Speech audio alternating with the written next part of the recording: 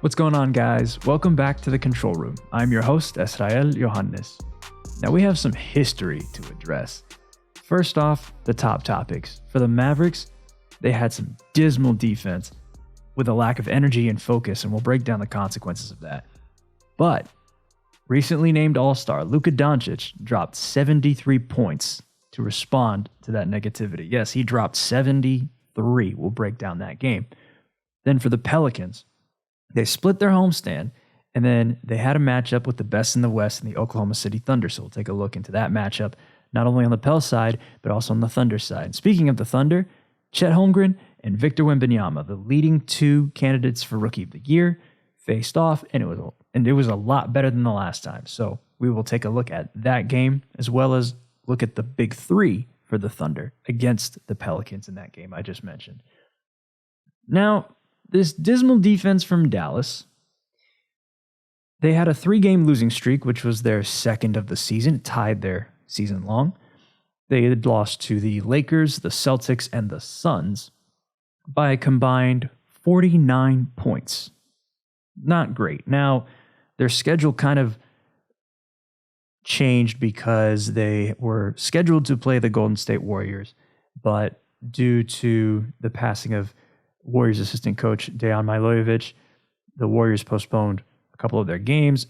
The Mavericks game against the Warriors has now been moved to early April. So the Mavericks had about 4 days before they had another game. They even got a practice in. So you would have thought, okay, there would have been a little bit more of a fight against Boston. But this entire stretch of those 3 games, not necessarily what came after, but specifically those 3 games between January 17th and January 24th, I've said multiple times the importance of offensive, defensive, and net rating, because they are more accurate representations of how teams play on both ends of the floor, rather than just points per game and opponent points per game. So the Mavs' offensive rating from January 17th to January 24th among that 3-game losing streak was 108.9, which was 26th in the NBA in that span. Their defensive rating was 126, which was 28th in the NBA. And their net rating was a negative 17.1, which was 30th last in the NBA. And then on top of that, their player impact estimate was 40.8, which was also 30th in the NBA. And just so you know exactly what player impact estimate is, it measures a player's, according to the NBA stats glossary, it measures a player's overall statistical contribution against the total statistics in games they play in. It also yields results which are comparable to other advanced statistics, such as player efficiency rating, using a simple formula. Now, what that formula does is it basically combines a bunch of stats that you see on a box score and provides a little bit less weight to 2 or 3 categories, puts it all into one calculation, and then that's a number. So that number that was calculated for the Mavericks was the lowest of all 30 teams in that span. Now let's look at the pivotal categories that the Mavs were struggling in that stretch, right? There were 1 of 4 teams to go winless. 2 of them went 0-3. One of them was the Mavs, and then another 2 teams went 0-4. In the general categories, such as points per game, the Mavs only scored 109.7, which was 24th. 45.5% from the floor, 25th. From 3, they shot 34.1%. That was 23rd. From the free throw line, they shot 70%, which was 30th. They only stole the ball 4 times a game. That was 30th. They blocked shots 4 times a game. That was tied 26th. And Mavs opponents turned the ball over only 11 times per game, which was tied for 24th in the NBA. And then in the miscellaneous categories, what I also noticed is that the Mavs had only 10.3 fast break points per game, which is 27th, and then 10.7 points off turnovers per game, which is 28th. So normally categories where they have been improving, where they normally are doing better. Not so much in this stretch. On top of that, right, it's not just the team, but also your captain, Luka Doncic, was having a bunch of frustrations throughout those 3 games, and it was mostly noticeable in those home games between Boston and Phoenix, where he was bickering with refs and generated 2 technical fouls, one against the Celtics, one against the Suns. Didn't get ejected, but you only have a limit of 16 before the 1-game suspension kicks in the regular season. And he's been subject to that situation before multiple times, so this is nothing new for him. That doesn't mean it's acceptable, but that's the situation that he's put himself in throughout this week. And things that people have noticed outside of Dallas, inside of Dallas, despite all the great things that he does, one of his main drawbacks is that he doesn't get back on defense because he's spending too much time making his argument to the referees, and it costs his team when they play defense because they're basically playing 4-on-5. So there's going to be a mismatch somewhere, and that energy can deflate a team, especially against powerhouses like Boston and Phoenix. So let's look at net ratings among players who played 25 minutes a game, at least 25 minutes a game. And I picked that number specifically because I wanted, given the short sample size of that week, I wanted players who were on the floor very often. So there were 162 players on this list between January 17th and 24th who played 25 or more minutes a game. And of those 162, the worst net rating belonged to Derrick Jones Jr., which was a negative 39.1, followed by a Derek Lively II, who was the third worst at negative 22. Now, that's unfair to those guys because they have the responsibility of guarding some of the more capable offensive players on the other side. So they're more likely to give up some buckets because that's just the volume that they're facing. It's just it's just an efficiency number that is tied to that player for that specific stretch, and it seems ridiculous, but that's kind of how the ebbs and flows of the NBA season work. And speaking on that, Derek Lively II had to guard Anthony Davis, Al Horford, and Yusuf Nurkic throughout those 3 games. So not easy for a rookie. Then Luka Doncic had a negative 20 net rating, which was 5th worst in the NBA. And then Tim Hardaway Jr. had a negative 18.8, which was 7th worst in the NBA. So you have 4 Mavericks who are in the bottom 7 in net rating across that stretch among guys who play 25 or more minutes a game. That's too many guys on one team, right? So it became a criticism of Luka, followed by what happened at the end of the Phoenix Suns game where a fan was taken out of the arena. He didn't leave the arena. He reportedly was in the concourse to watch the rest of the game, but he left his seat after yelling to Luka about his size and needing to get on a treadmill. And he was saying, Luka's tired. Get yourself on a treadmill. And then he walked out of the arena. So that was reported by Tim McMahon of ESPN. Luka saw it, although Tim McMahon was not the only one to tweet about it. Everyone on press row tweeted about it. But Luka then got into it with media saying like stuff as he was saying, I'll be the bad guy in the media, right? Like there's been some contention with McMahon and members of the Mavericks like Luka, but it honestly goes back to Jason Kidd. He's gotten on Tim McMahon more than he should because Jason Kidd has unwarrantedly gone off on media when simple questions about his head coaching responsibilities have come up, where you would think he would put the onus on himself. but I'm just speculating here. It seems like it's a trickle-down effect because Kidd has done it. Luka feels empowered to do it because Jason Kidd is a player's coach. Either way, Luka is his own man. He's 24 years old. He's about to be 25 at the end of February. So it's his decision whether or not to go after Tim McMahon. He didn't shower yet, so he was probably still running on emotions and fumes and all that. But this is the odd part about being in the media, quote unquote, the media, that you have to deal with the objectivity of saying what happened while also providing it within the correct context and still maintaining relationships with players and staff and all of that. At the end of the day, it's not our job to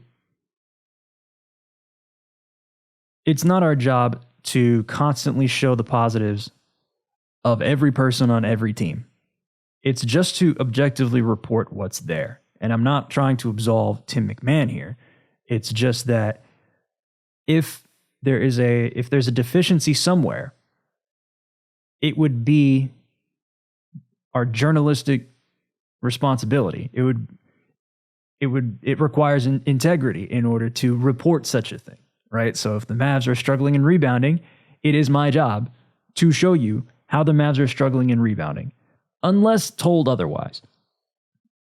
So, yeah, there's going to be some times where you're not going to like what you see from the media. There are some times where there is a bit of spin. So you have to take things with a grain of salt from time to time. But for the most part, the main job of the media is just to report what's there. So this back and forth felt a little unwarranted. But given that Luka is who he is, he's a superstar of a magnitude we rarely ever see. That's just the delicate balance that we have to deal with constantly. Now, the best thing for Luka to do after a situation like that, because he was not looked at in a positive light whatsoever after that Phoenix game, was to respond in their next game against Atlanta. Now, they did have to travel. They had to fly to Atlanta only to fly back. But before they played that game against Atlanta, Luka was named an All-Star for the 5th consecutive time. It was his fourth straight selection as an All-Star starter. He's now the 6th player to earn 5 All-Star selections before turning 25 years old, following the likes of LeBron James, Kobe Bryant, Shaquille O'Neal, Isaiah Thomas of the Bad Boys Detroit Pistons, and Anthony Davis. And then he went on TNT and talked to Ernie Johnson and the crew about that situation in Phoenix and how he probably shouldn't have got the fan kicked out even. But really, it's the play on the court and how you behave from that point on, right? It's show me, don't tell me. So then Luka decided to show us. Against the Hawks, Luka scored 73 points. Yeah, I'm not making that up. 73 points on 25 of 33 shooting, 75.8%. 8 of 13 from 3, which is 61.5%. 15 of 16 from the free throw line, which was 93.8%. With 10 rebounds, 7 assists, and a steal. So that's now a career high in points and field goals made, a season high in free throws, and I typed in a bunch of milestones that he had with this game. They're not even all of them. But the 73 points he scored is now a franchise record. He previously set the record with 60 on December 27th, 2022 in that overtime game against the Knicks. He also had a franchise record 41 points in the first half. And to get to 41 points in the first half, he scored 23 points in the second quarter, which is the most in any second quarter in his career, and it ties the 4th most in any quarter in his career. And then among his 41 points in the first half, that was a career high and a franchise record. And he's now the 13th player in the play-by-play era with 40 points in a half. This is also the 15th instance. So one player did it a few times. He is one of 3 players since 1997-1998 with 16 or more field goals made in a half. Third most in any half, most in the first half. Because Kobe Bryant and Brandon Jennings did this in the second half of those 2 games. This is the first time this has happened in the first half. He also had the 3rd highest field goal percentage since 1997-1998 with 15 or more field goals made in a half, which he shot 76.2% in the first half on 16 of 21 from the floor. So a lot of these stats, if I didn't find them myself or we didn't have our broadcast team put this all together, it came from Mavs PR. So these are official stats. Then the 73 points themselves, it ties the 4th most in NBA history, and it was the most since Kobe Bryant's 81 points on January 22nd, 2006 versus Toronto. This is now one of 15 70-plus point games in NBA history, and he is the 2nd player ever with multiple 60-point games before his 25th birthday. The only other player to do that was Michael Jordan. Yeah, how about that for a response, right? So let's look at the rest of the team, because if Luka scored 73, how did the rest of the game go? Josh Green scored 21 points on 8 of 12 shooting, 66.7% from the floor, 4 of 5, 80% from 3, with 4 assists. So he had a season high in points. He tied a season high in field goals made and field goals attempted, and he tied a season high in 3-point field goals made. Then Tim Hardaway Jr. in the second half had 13 points on 3 of 7 from the 3-point line. That's 42.9%. With 4 of 4 from the free throw line, 2 rebounds and 2 assists. Now in the fourth quarter, he scored 10 of those 13 points on 2 of 4 shooting from 3 and 4 of 4 from the free throw line. So a lot of that production came in the fourth quarter. And this was another clutch victory for the Mavs. After this game, they are 15-5 in clutch games entering January 27th. That tied the best win percentage in the NBA with Milwaukee at 18-6. And it tied the second best start through the first 20 clutch games in franchise history. On top of that, they shot 95% from the free throw line in the clutch, which is the best in the NBA and the best in a season in franchise history. So, great response. Can that carry over, especially in a back-to-back where you have to travel? A little difficult, isn't it? So, the Mavs traveled from Atlanta to play a back-to-back. Not only that, the Dallas Stars had to play a hockey game early. And then the arena was transformed, and then the Mavericks came in later that day and then played against the Sacramento Kings. In this game, Luka Doncic had 28 points on 9 of 26 shooting, which is only 34.6%, and shot 1 of 9 from 3, 11.1%. One of those threes was essentially a heave. It's not like he was attempting 9 true threes, but nonetheless, he only made 1. And then 9 of 12 shooting from the free throw line, which is 75%, with 10 rebounds, 17 assists, 2 steals, and a block. So he's now scored 101 points in 91 minutes in his last 2 games. And despite him getting another triple-double this season, he got hit with his 10th technical foul this year, which is now his 3rd in his last 4 games. So that's not great for that limit of 16. He's really closing in on it, and we're still only in January. Grant Williams, however, had his best game of the season with 27 points on 9 of 16 shooting from the floor, 56.3%, 7 of 10 from 3. This is the 3-point shooting we've been waiting to see. 70% from 3. 8 rebounds, 3 assists, 3 steals, and a block. That was a career high in points. It tied his career high in steals. He had season highs in field goals made and field goals attempted, and then he tied his season highs in 3-point field goals made and attempted. To add to that, Derek Lively had 13 points on 6 of 9 shooting, 66.7%, with 9 rebounds and a steal, and he had a team best plus 11 plus minus. And then Tim Hardaway Jr. had 19 points on 8 of 17 shooting, 47.1%, 3 of 9 from 3, 4 rebounds, and Josh Green rounded out the double-digit scores with 11 points on 4 of 9 shooting, 44.4%, with 5 assists. So that's box score numbers, right? The Mavs weren't really close at any point in the game until the fourth quarter when shots really started to fall. As a whole, if you look at certain numbers such as assists, right? The Mavericks get a lot of assists from Luka, but it's not often they have as many assists as they did in this game. 35 assists ties the second most this season. 29 of those assists came from 3 players, 17 from Luka, 7 from Jaden Hardy, and 5 from Josh Green.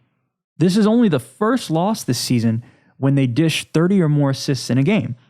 So they are now 5-1 this season. So as I said, the fourth quarter got them close. The first 3 quarters, on the other hand, made it very difficult to catch up. They were down by as many as what it looked like 23. So how can the Mavs get through this brutal stretch? Last episode, I had mentioned how difficult of a stretch this is going to be up until the All-Star break. Their health and their defense are critical. They must have energy all game long, and of course, they need to get healthy. Difficult to do when Kyrie still isn't available. They have implemented Dante Exum a little bit more, but Dwight Powell is also, I know what people are thinking about Dwight Powell, but Dwight Powell is more reinforcement, and he is not available right now. So Richaun Holmes has seen a little bit more action these days. The Mavs have a lot to work through within the next couple of weeks. We'll see where they go. It's going to be a difficult stretch, but it starts with Luka, and his energy has to get back on track. But that man needs to sleep. He really does, because a back-to-back is quite unfair, considering everything that he's done the last couple of days. So get your temper in check. Don't fight with refs. Get back on defense. Sleep. Play well. The Mavs will be fine. Let's transition to the Pelicans and the Thunder and take a look at some of those topics that I mentioned at the top of the show.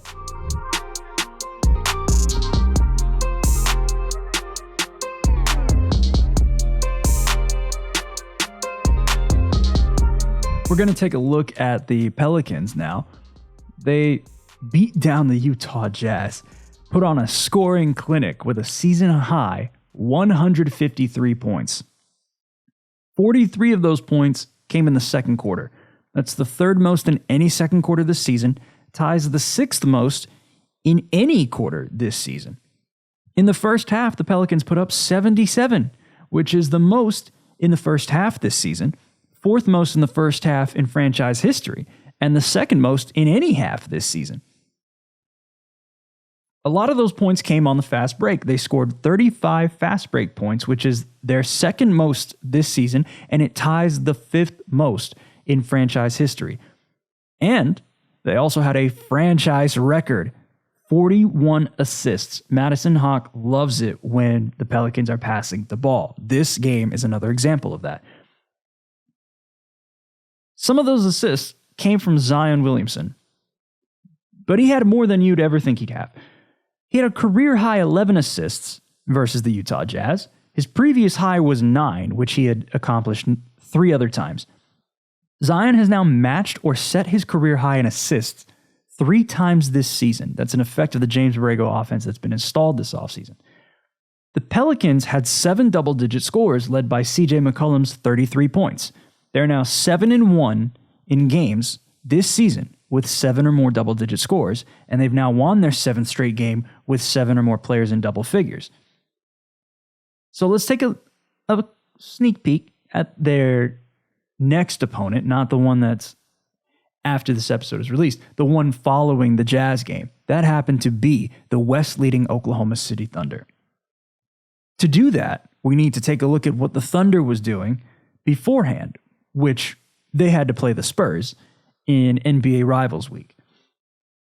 In this game, Thunder and Spurs, the Thunder scored 33 points off turnovers, which was their second most this season, 64 bench points, which was their second most this season, 64 points in the paint, which ties the fourth most this season, and 20 fast break points. Now, 20 fast break points is a lot. The average is 14.3, and I'll mention why that's important. So this season, the Thunder are 10-1 when they have 20 or more fast break points, and they are 21-2 when they have 15 or more fast break points. All right, so 15 means that you've gone above the average, and they're unstoppable. They're starting to look like teams that make deep playoff runs because they consistently can get a lot of fast break points. Even when they don't have 15, they find other ways to win. So they've already played 23 games with 15 or more. They've played 11 games with 20 or more fast break points. That is a strength of the Thunder, and they continue to build on it game after game. Now let's look at the big three in company in this game. SGA had 32 points. That was his 32nd 30-point game this season. It would not be his last. Chet Holmgren had 17 points on 7 of 13 shooting, 53.8%, 2 of 4 from 3, 9 rebounds, 4 assists, 1 steal, and 3 blocks. And then J-Dub had 13 points on 6 of 12 shooting, 5 rebounds, 7 assists, 2 steals. And then Aaron Wiggins, I got to bring up Aaron Wiggins in this game because he had a season-high 22 points on 9 of 11 shooting, 81.8%, 4 of 6 from 3, 66.7%, and he tied a season high with a block. Now, before I get to what Victor Wembanyama did on the other side, this game, I think more people are starting to notice that when Chet and Wemby face off, but really like when you have two stars face off and they're somewhat the same position, but not exactly the same position, you wonder why they're not guarding each other all the way through the game as generations prior have. But we've heard this before in cases like, let's say, Steph Curry, where if you're guarding the best player all the time, then you might not have enough output on offense. So if you have a better defender on your team, let them handle your opponent's best offensive player. And so a majority of the time, you're going to see guys like Lou Dort on guys like Victor Wembanyama, despite the height difference. But there are other times where if it's not hunted in the pick and roll, sometimes it's just desired. Chet will go up against Wembanyama. That fourth quarter, the first 6 minutes of the fourth quarter, was a nice back and forth and a good look at how that rivalry is going to play out over the course of their careers. It's not something to be alarmed at. It's just the way that the NBA is played these days. But they don't like each other. They don't look like they like each other, at least. And when they face off against one another, it's one of the best matchups for young athletes.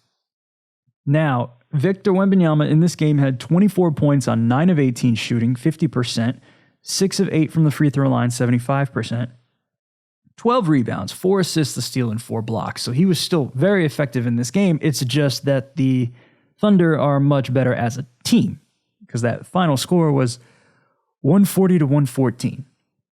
So I only bring this game up to talk about the miscellaneous categories and just how well the mainstays of the Thunder, the main players of that team, played in this game, to then lead into how they played against the Pelicans, because it ended up being more of the same.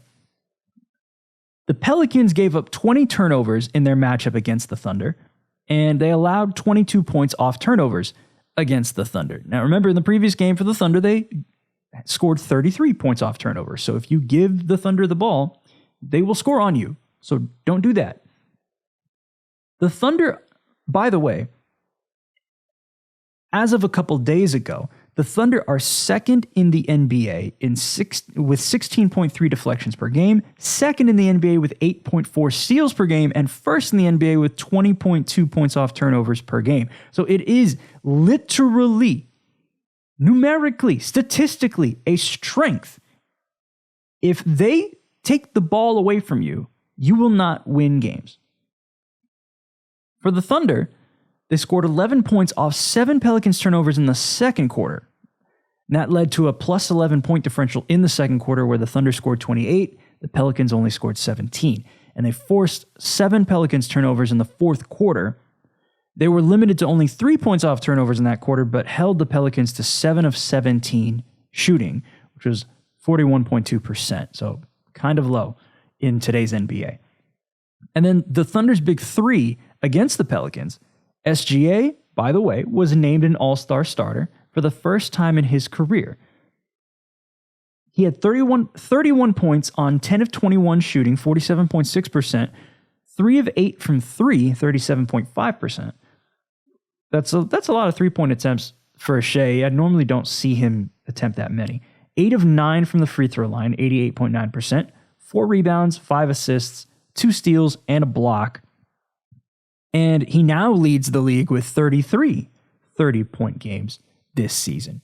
The next most is Luka. He's about 2 or 3 games behind him. Chet Holmgren had 20 points on 9 of 16 shooting, so even more efficient, 56.3%.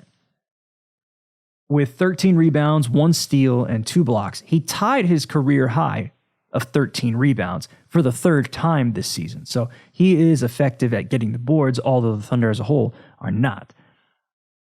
Jalen Williams, J-Dub, scored 15 points, 7 of 14 shooting, 4 rebounds, 7 assists, 11 points in the second half, and 9 points in the fourth quarter. So we've talked about this on air multiple times now. J-Dub is one of the best in the fourth quarter, as Kyrie was last year. Right, J-Dub now is 7th in the NBA in fourth quarter scoring in January this season with 8.3 fourth quarter points per game. So he's the finisher if Shea already isn't, right? Shea is one of those guys where you can just give him the ball and he'll make something happen. But J-Dub has slowly become the guy that the Thunder can go to when they just need a bucket, when they need a big-time shot. J-Dub is that guy.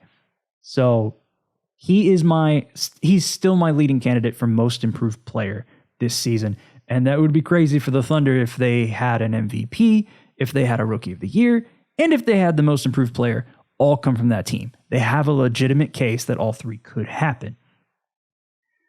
So, what do they have coming up? They have a game against Detroit that got pushed up because the Detroit Lions made the NFC Championship game. So that game will be at 1 o'clock on Sunday, January 28th. That's literally in a few hours. So, in the next segment, we'll talk about some of the upcoming matchups for the next week. That comes next.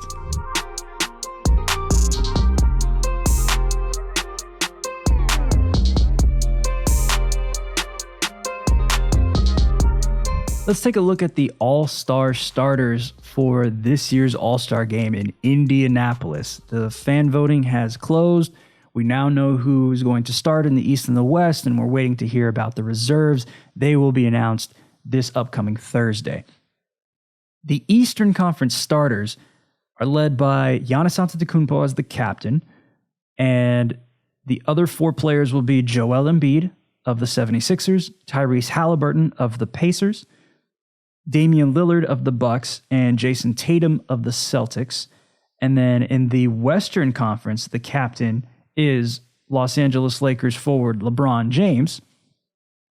And the other 4 players are Luka Doncic of the Mavericks, Kevin Durant of the Suns, Shai Gilgeous-Alexander of the Thunder, and Nikola Jokic of the Nuggets. So those 10 are in. There is an idea as to who the reserves will be, but they will be selected, I believe, by the coaches. And we'll find out the next 7 slots available in each conference.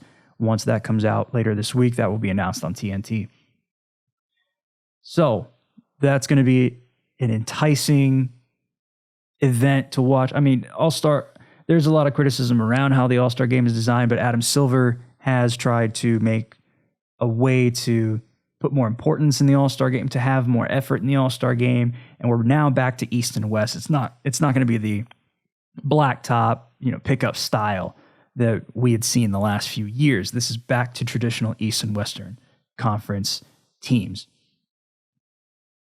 Next up in our upcoming topics, we have the Milwaukee Bucks, as I had mentioned, with their superstars. The franchise has now fired their head coach, Adrian Griffin. They've hired Doc Rivers, and Doc Rivers will debut as their head coach on Monday against the Celtics. So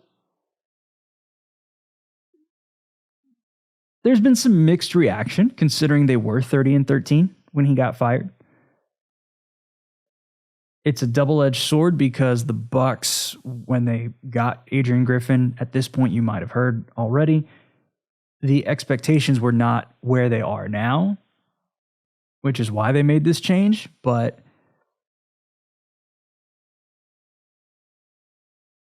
it still is it's still a little screwed up how Griffin was put into an impossible situation.